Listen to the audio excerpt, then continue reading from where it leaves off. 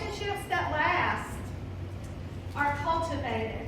When you think about planting a seed and growing something, this is how a relationship is.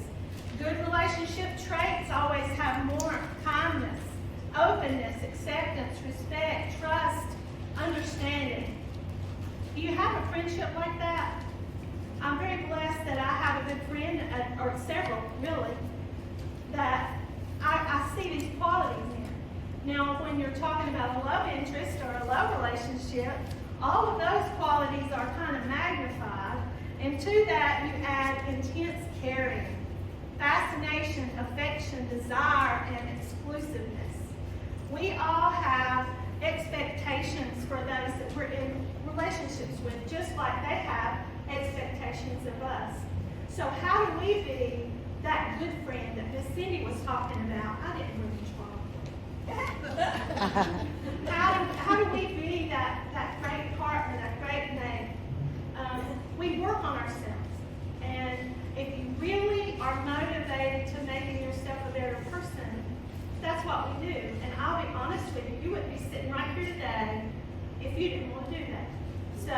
So before you go any further, give yourself a little pat on the back. Yeah, look at them. Oh yeah, for being here today. Yay. So I'm going to tell you a love story. We all love to listen to a great fairy tale that always ends wonderful. So I'm going to tell you a story about two people.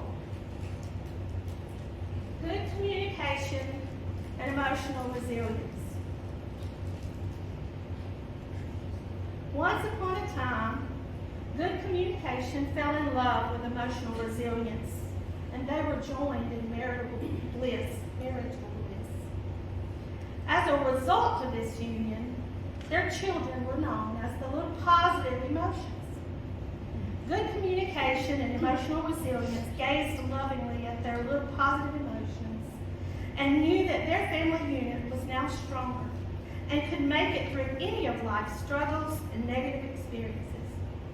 Having inherited their parents' winning genes of good communication and emotional resilience, the little positive emotions grew up knowing how to communicate with clarity and sensitivity, and were able to avoid many problems before they even started.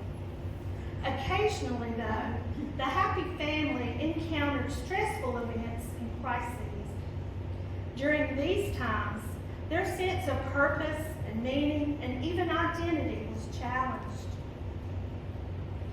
Because their relationships were strong, the family underwent positive transformation. They found a stronger sense of self and community and a renewal of faith, trust, hope, and connection. In short, they were able to survive and heal in the midst of suffering. And after all was said and done, they found they were even stronger than before. They were thriving. Yes, good communication, emotional resilience, and their little positive emotions were one big, strong, and loving family. And they all lived happily ever after. Wonderful. Y'all knew that story. But it does sound a bit like a Saturday Night Hallmark movie, right? Is it possible to have that kind of relationship? Is it just a fairy tale? Or is the better question, are we willing to work toward that goal? Yeah, you have to ask yourself, do we have the wherewithal to make our relationships not just last, but make them more meaningful and strong? Based on our story, we know that a strong relationship, whether it's friendship, did I cut it off? Okay. One minute for you. Yeah. Oh, there we go. A strong relationship, whether it be friendships or workships, it's okay. Work relationships, love relationships, require the components of good communication and emotional resilience. And those are two things you're going to remember today, because remember, they got married. And their offspring was what? Good positive emotions, yes. Both are needed, communication and emotional resilience. Because without one, the relationship will weaken. So, let's stop and think. I'm sure many of us can think of a family. Maybe not your family, but maybe a family in your church or in your community that seems to always be in chaos. In the therapy world, we work with a lot of these families. Mostly we work with children from these families, right? So I want you to think in your mind, just grab somebody, maybe it's somebody that you knew growing up or somebody that you know right now that they have children that are living in a chaotic household. Children that grow up without role models, that get to school and they only know how to communicate with aggression instead of assertiveness. They haven't been taught those skills. Maybe the teenagers in that family are desperately seeking belonging, and they gravitate toward whatever group's going to give them that, and it's not always a good group. There are adults in that family that think, I'm living in this chaos. Instead of working on it, let me just go somewhere else and try to find love that I know. So now we're dealing with infidelity, right? These are sad situations, and it causes broken relationships. Emotional resilience comes from the Latin word resilio. That's the only Latin word I know. It means to bounce back or retaliate. And I know retaliate a lot of times has a negative connotation, but really if we have developed the quality of assertiveness, our retaliation is not mean or harsh. We know our boundaries and we know not to push the envelope, right? Emotional resilience is having the emotional strength to bounce back from a stressful encounter without letting it affect our internal motivation. Have you ever hit a bump in the road, and I mean one of those huge potholes where you just fall in and you think, I cannot get out. I cannot get out of this. Maybe it's a death that has occurred. Maybe it's something that your family is going through that's a huge crisis and you can't fathom why this happened. Maybe it's a personal crisis. Maybe you're dealing with loneliness. Yeah. Your ability to pull from your inner strength is what's going to get you out of that hole. Right? So here's a news flash for you. Look at it, isn't that great? Emotional resilience is a trait we are born with. Our awesome Creator put it in us, right? And it continues to develop throughout life. Now, as with a lot of traits that we're born with, they can lay dormant and never cultivate, right? But emotional resilience is one that we really need to work on because it ties into so many other things in our life.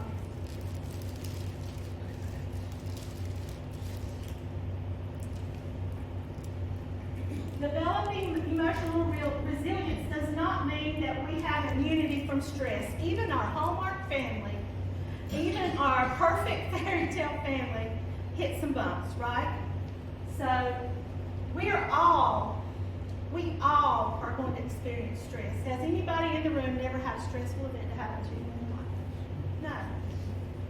That's part of life, isn't it? And it's how we handle those, how we have that ability to bounce back that gives us the strength and the inner motivation to move forward. And I explain to my clients when they come and say, I'm just in a bad place and I can't get out. So what I explain to them is that, okay, this is your normal line. This is your homeostasis, your normal line. You're floating along, you're breathing along just like this, and something happens and it causes a dip. Your emotional resilience level is what helps you to come back up to that normal line. Or maybe you've developed skills to where you're even coming up higher than where you were. Isn't that a great thought? Or maybe you're not quite as high as you were, but it's your new normal. Okay? So, and a pandemic was mentioned earlier. I think we all went through a new normal after that, right? We either come out of it and we just kept going, or it took us a little while. But the thing about it is, if you don't do something with that dip, what happens? It keeps going and going and going. And you don't want to be there, right? None of us want to be there. That's why we're here. Yeah. Losses will not repress us. Will we still have grief? Yes. Do we still need to go through the stages of grief and heal? You bet we do. But we will have the emotional resilience to move forward and say, you know, this happened to me, but it doesn't define who I am. Right. We are able to adapt ourselves to stress and disappointments. We are able to grow insight that allows us to avoid actions that may lead to stressors. Have you ever said, glad I dodged that bullet? Yeah, that's because you saw it coming, right? We are able to maintain competent functioning in the face of major life stressors. Ooh, those major ones are something else. We are able to have the capacity to stand up and keep moving. Yeah. Think about the times in your life where you pulled yourself out of the rut. You pulled yourself out of that deep pothole. Think about it. We've all done it. And it's like, wow, I did do that. Good. That means you have the wherewithal to keep doing it. Keep moving.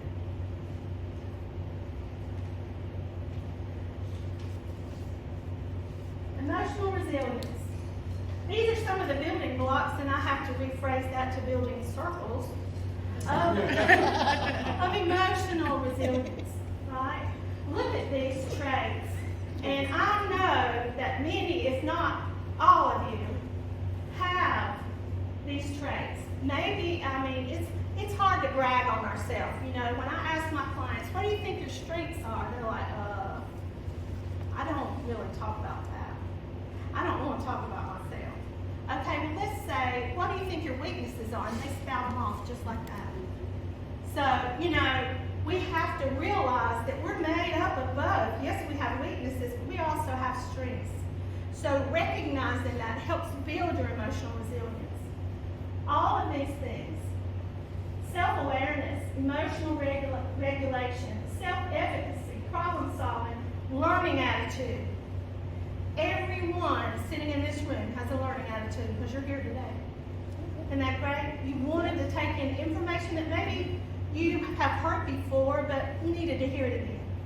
Or maybe it's something new and you can apply it to your life in a different way. Hardiness and grit. Whoa, that's your go-get-emness, right? Adaptability and flexibility. Optimism and positive thinking. Remember those little positive emotions? Yeah. Social support and relationships. Miss Sarah and Miss Cindy, they've talked about this and how important it is to building that emotional resilience and strengthening communication. Physical fitness and health. Now, I'm just going to share here that I possess all of these. They're on different levels. I've recently embarked on a journey for my physical fitness and health. Now, I will say that Chick-fil-A sandwich didn't do that. Okay. And I could have just skipped the chips. But I didn't, so. Anyway, thank you, Sarah. Yeah, thanks, Sarah. But I'm embarked on the journey because I feel like this is where I need to be working right now. I'm getting older. I want to have strength and vitality to play with my grandchildren and have the energy that I need. So I shared with my group, I've embarked on this journey of intuitive eating. And I'm going through this process with a couple of clients, and it's when you start working on yourself, right, it motivates yourself to do better. And in turn, it makes you stronger, right? Spirituality, that's a good one.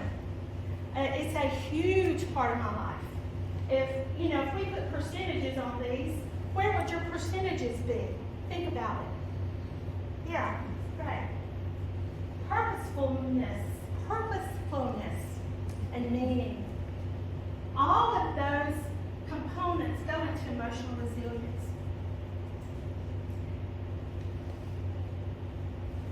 Now, I will say that if you're sitting here and you're like, oh my goodness, I need to work on all of that, don't get discouraged, because this is what we do.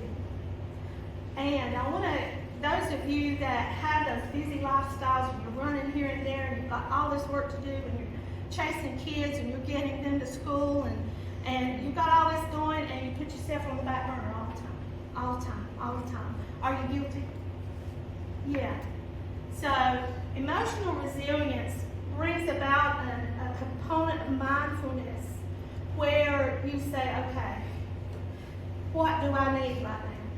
It's not putting yourself in the me box. It's attending to your needs, attending to the body that God gave you, attending to your emotional health. So how do we develop emotional resilience? Cultivate hobbies. Everybody got a hobby? Even if you're not doing it right now, think about the past. Yeah. Hobbies are great. They help you explore your passions, and they help you attach yourself to something that's just yours, and they really love it. My daughter recently started doing those big blankets with that big cord thread that you weave. You know what I'm talking about? I don't know what you call it, but they're the most beautiful blankets. I got one for Christmas. And she said, Mama, it really just helps me relax to do this. And I'm looking at her, I'm non-directional, and I'm like, I don't understand that. But she's doing a great job with it. Spend time doing what you love. We put that on the back burner too, don't we? We were connecting likenesses in our group today, and I connected with Teresa sitting here, and she loves music. And I love music. So we had that commonality, and how often do I sit down at the piano? How often do I invest in my music, Because music is therapy to me. You might have reading. Look, invest in some good reads. Miss Sarah is giving away some today. I'm going to give away a couple in a few minutes. So what's that? Positive thinking. All of this is incorporated. Inspirational stories and devotions, they're awesome. I just recently subscribed to an app where I get a daily devotion every day. Now, there are days when I don't read it at the same time, and I may go back one day and read two. But it's helpful to me. I really enjoy that. If you want more information about that, talk to me later, and I'll tell you what I'm doing. Relax and breathe. That sounds simple, don't it? How many of you have difficulty finding the time to just sit down and relax? Pay attention to your breathing. It's something we do all the time. It's mechanical, but do you think, oh, have I took a good, deep, cleansing breath today? This is how you do it, everybody. Through your nose.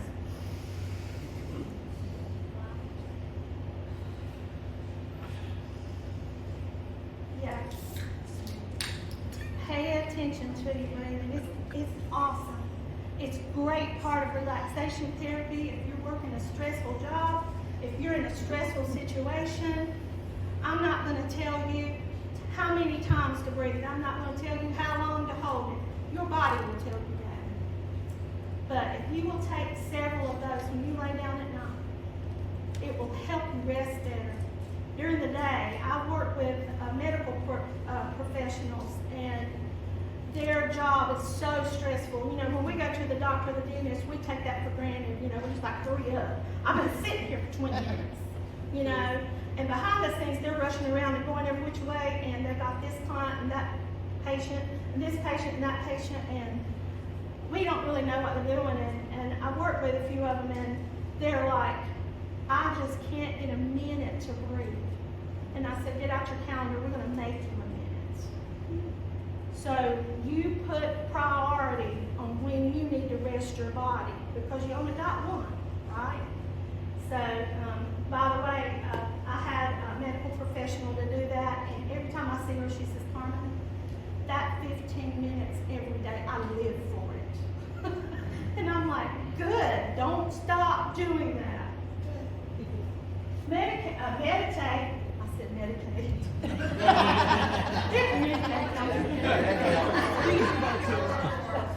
We do have to meditate sometimes. I meant to say meditate. I cracked myself up then. Meditate and or pray often, you know. What is good for you? What is good for your body? Meditation is great, and I combine the two actually, you know. Sometimes I feel like that the Lord is like, here's that Butler woman again, what does she want? You know, this time. But meditate or pray often. Find a mantra that you can say to yourself. Carmen, you can do this. Carmen, you can get through this. Personal talk. Talk to yourself. Be positive. Be positive. Get outside and appreciate nature. I read a study when I was going through my presentation today, and it was from the National Institute of Health. And they did a study in 2018, and they compared the levels of nature, like you got a real urban area, and you've got a rural area, and you've got kind of in between. And they took this group of people, and they looked at, let's see how their stress levels come down. They looked at their cortisol levels. That's your stress hormone. They measured the cortisol levels after they exercised in each of these. Just putting it out there. Which one, urban, rural, or in between, like a park? Let me just sort of define it. Urban area would be taking a walk in the city, on the sidewalk. You know, traffic's going by, you're taking a walk in the city, you're walking a few blocks, getting some exercise, okay? And you got your rural is more nature. Maybe you live near a wooded area and you just take a walk through the woods. And then you have that midway kind of where it's like you maybe live in an area where there's a cultivated garden, areas that are tended. They may be man-made, a flower garden, parks and recs, something like that. So which one do you think brought down the stress levels of these individuals the most? Okay, how many say urban? How many say naturalistic rural area? Okay, how many say midway? Okay, now I want to tell you that the results of this study, now this was in 2018, it's really not that long ago, they found that individuals that took a walk in nature in a rural area, their stress levels went down, and the ones that were midway, some of them they couldn't tell a difference. Why is that? It's because they were around beauty and maybe water and nature. I read an article just a few weeks ago that said if you spend 15 minutes outside appreciating, you don't even have to be walking, appreciating nature, maybe at the edge of the woods or inside the woods or looking at a forest or a garden or whatever, it can bring your stress levels way down. And as you sit there, breathe, right? You're going to breathe. I love that study. If you want more information on it, I can give that to you as well. And finding balance, being grateful, you know, that's one thing that's hard to do for us sometimes because we don't take time to be grateful. We're always on to the next big thing. Replacing negative thoughts with positive ones, that's what causes gratefulness, right? Be kind to yourself there again. Devote time to family and friends. Attend social gatherings. I think it was Sarah's presentation, Cindy's book, they said, get out there. You know, find a church, find a community organization, find a club, find a nonprofit, something that you can really get involved in, participate in, and you will feel better about yourself, and you might make a friend or two. Yeah, all of these things promote emotional resilience. Back to gratefulness. A few weeks ago, I had one of those days. You know, one of those days that you're laying in bed that morning and you think, oh, I dread this day. I'm going to have to do this and this and this. And I just got this project to do, and I've got to run here and run there, and I can't do it. I just cannot do it today. Pity, pity, pity. Poor me, poor me. When, call the ambulance. Yeah. We do that, don't we? I had one of those days, and before I could even get out of bed, my youngest son called me and he said, Mama, guess what? I got that job. I've been trying to get that job. You know, he's been trying for months, and he got that job. And my heart was just thrilled for him, because, you know, he is mine. And so I'm just tickled to death that he got that job. And I get out of bed and get ready, and my heart's a little lighter, you know. So I start off to work, and my daughter's taking my youngest grandchild to preschool, and she calls me and she says, Mom, you'll never guess what Logan did today. And I said, what? And my little Logan, 5 years old, that hides behind her leg, decided she was going to teach her preschool class a new song. And she got up and done it. And I was just, what? And Whitney was so proud, and I was such the nana, you know, big head nana. And my heart got a little lighter. Yeah. And later on in the day, I met with a client that deals with a lot of stress, a lot of what we might call those rocks in your system. Yeah. And she turned a corner, and she made progress. And I said, yes! And my heart got a little lighter. And sometime during that day, my husband texted me and said, Carmen, I just appreciate you. Wow.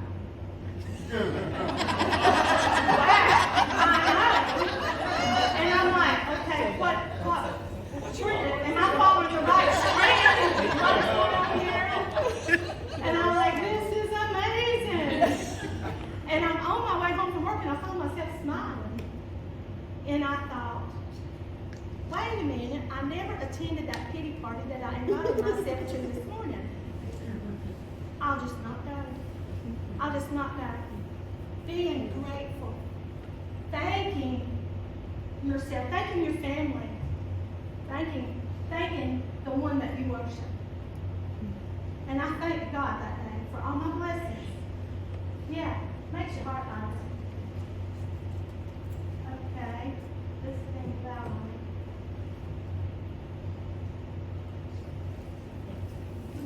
Advance.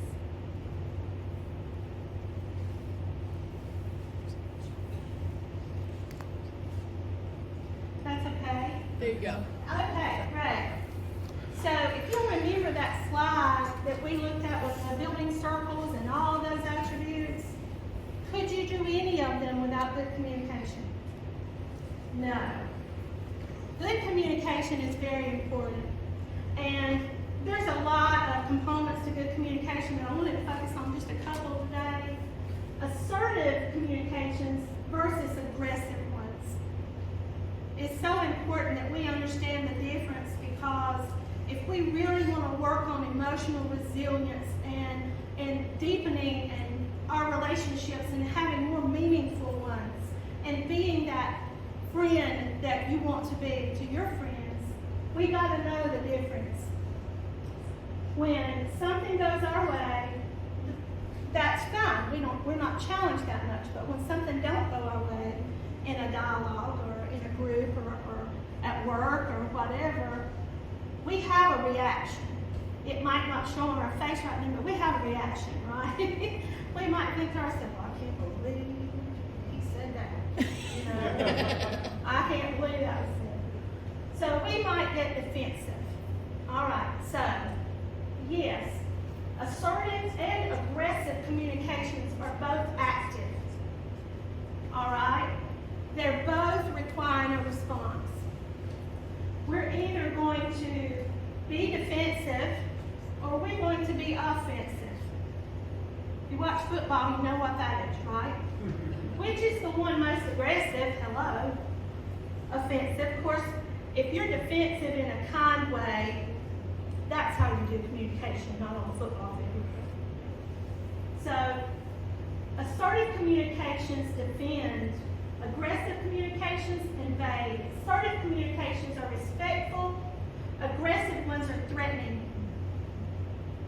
And do you have to raise your voice, by the way?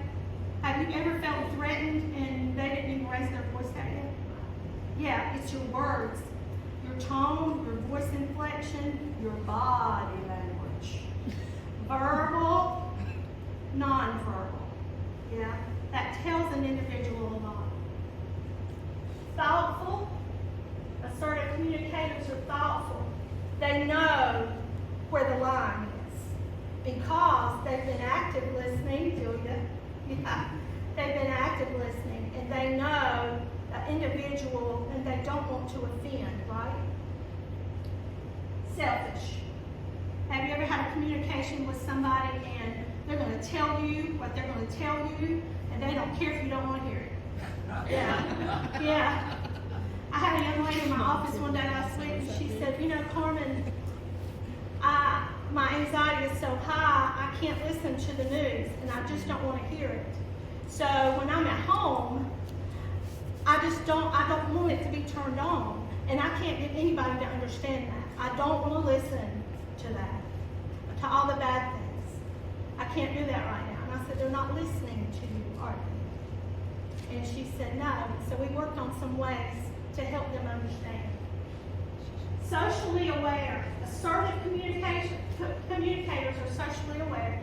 You know the room. You know the room. You know your audience. And you are expecting a 50% give and take. You know, I told you earlier we have that perspective. Social disregard. Assertive and aggressive individuals disregard where they are. And they're going to say what they want to say, right? Nobody knows anybody like that, right? An assertive communicator is going to minimize stressful situations. How do we do that? We do that because we're aware. We do that because we know what words to use and not use. And when I have a client that's coming in the door very agitated, the first thing I do is lower my voice, right? When you're working with an individual that's angry, if you've got a friend or a family member that's angry, if you match their anger, what's going to happen? Ooh, it's going to blow up. Yeah. So you drop your voice and you say, come on, let's sit down. I want to hear what you have to say. And they'll come down. They'll come down. Yeah. Can I do this now? Oh, look at this. What do you think about that? This is Family Counseling Center. In case you can't see it, there's a bunch of clips all around this family sitting here. We've got a family of 4. And this poor therapist says, do you ever communicate as a family by just speaking? You know? What does that... That's youth group. Is that your youth group? Oh, I can totally see that. Yeah, I don't know about this youth therapist, but anybody that works with people, I have adults that do this. Yeah, I'm like, it's your dime, but I really would like to help you. Yeah. So you got all this clicking going on. What is that saying to the therapist? What does it say? I'm here, but I really don't want to be here, you know? And this is, of course, a family that's probably had developed this habit over time. Who was it that was talking this morning about communication and how, it was the Gen Zs. You know, a lot of our younger populations grew up with social media. We didn't have that growing up. I'm gonna date myself. That wasn't around in the 70s. Dang. Yeah. And this is how they communicate. And my younger clients say, Carmen, did you get my text? I'm like, yeah, I got it. Yeah, and I'll check on them. I'll say, how you feeling? Fine. How was your day today? Good. I get these one-word responses, and I'm like, I hate text. You know? So you really need more. And if you want more, you have to try to dig and get it. But if you're willing, happens, right? You can do it.